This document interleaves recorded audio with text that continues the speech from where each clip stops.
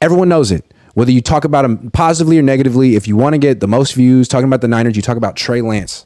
And that's why there's so many hot takes about him, because he's the guy. Although he's not. He's the backup. He's on the back burner until he earns it. And for right now, or for a while, the starting quarterback is Brock. And I think it's only fair for him to experience the same level of scrutiny that Trey has experienced, that Jimmy Garoppolo experienced, that every other starting quarterback in the league experiences. For the last year, Brock has been the little brother, the cool story, Harry Potter, King Arthur. That's over with. All that sentimental stuff is over. He's just a guy with a bionic arm being handed a job, and we're supposed to believe he's a franchise quarterback. I think we need to look at him with the same level of healthy skepticism that we look at every single quarterback in the league, from freaking Dak Prescott to Geno Smith to Trevor Lawrence, all of them. Yeah, I think it's a good point by you, because I feel like that's kind of something that a lot of us have been doing.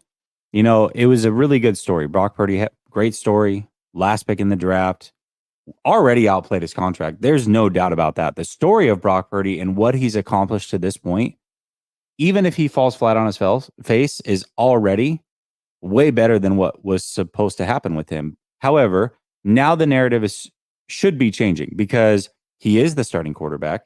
He's been given it or earned it, right? So if he has earned it, then we've got to start treating him like that. Everything that happened last year was cool. That's over now. What does he look like now? What does he look like in the preseason? What does he look like in the regular season? And talking about him and giving, he's the last pick in the draft. You got to have some grace. No, that is gone. You are a starting quarterback. And by the way, they have decided to forego Trey Lance's development, just like they did with Jimmy Garoppolo, because Jimmy could potentially win them a Super Bowl. Why are they doing it again? Because Brock Purdy's expectations are that he gets them and wins them a Super Bowl. We have to talk about him as if that's the case. So if you're upset that he's being held accountable, or you think it's too much, it's not. In fact, it's not enough, because that is the expectation, period. And I'm not saying like let's be hard on Brock.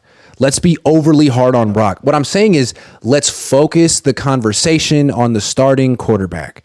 Everyone, it dawned on me yesterday when I was talking to my dad about this. Like, he was very much saying like, it's not about Trey. And it took him 8 minutes to say it's not about Trey. And I'm like, Dad, I love you, but like, let's practice what we preach here. If it's not about Trey, then who is it about? Brock. Then let's talk about Brock. Is he really good enough? Because we don't know that. And let's not act like just because he won his first 7 starts, that means he's above reproach or he's cemented into being a top level quarterback. We're still learning about him. And part of what we're seeing in camp is rustiness. Part of what we're seeing in camp is a surgically repaired arm. But part of what we're seeing is just his limitations. That's it. Stuff we're always going to see. It's always going to look like this against a good defense for Brock.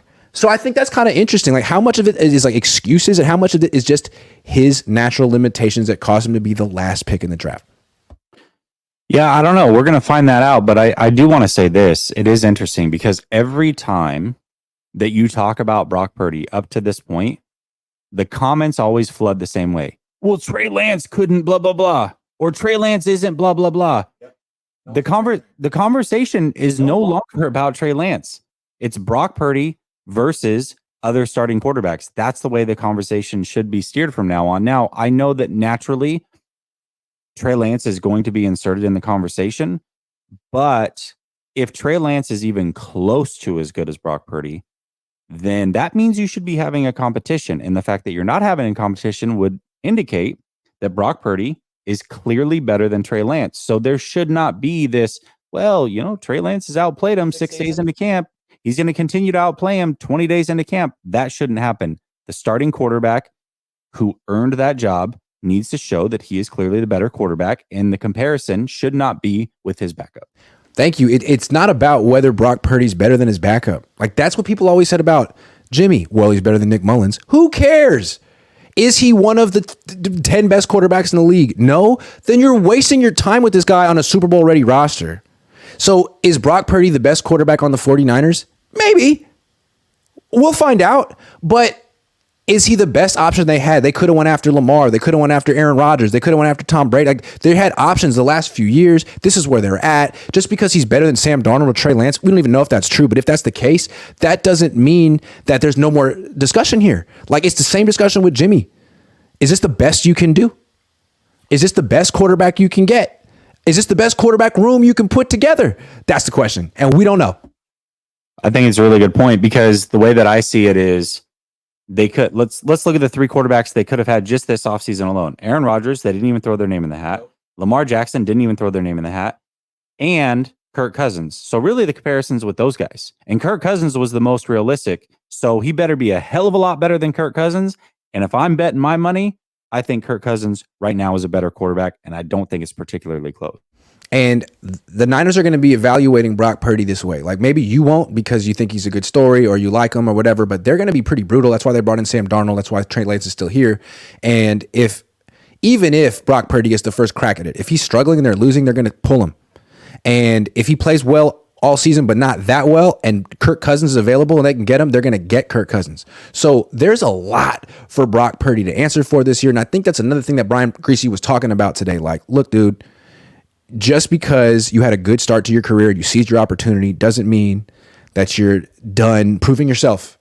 Like, things change really fast. If you're not there for week 1, they could forget about you. If you lose week 1, they could forget about you. So he still has a whole lot to prove. And now that he's the starting quarterback, like, he's got a whole lot more eyes on him and more scrutiny on him. And that just comes with the territory. And if he's really built for this, that'll be no problem. All right. Noah, thank you very much. Donates $100. Make sure you show Jesse a good time in the Bay. I think this might buy you guys a lap dance. It won't. It's not enough. I wouldn't know because I'm married. That's true. I don't know either. Are you guys married? If the Niners win the Super Bowl, can Grant and QC Jacket take full credit in the presser? Oh man, that would be fun. Cone Zone and After Dark Fire. Noah, bless you so much. Thank you very much. I'll make sure to pocket all of this and not share it with Jesse. Niners Rule says, sorry, it's 120 for a lap dance. He knew. And he just donated. So, like, next time, if I get Jesse a lap dance, I will let the fine young lady know that it was courtesy of Noah at Niners Rule. Yeah. The fine young woman. Willie Widener.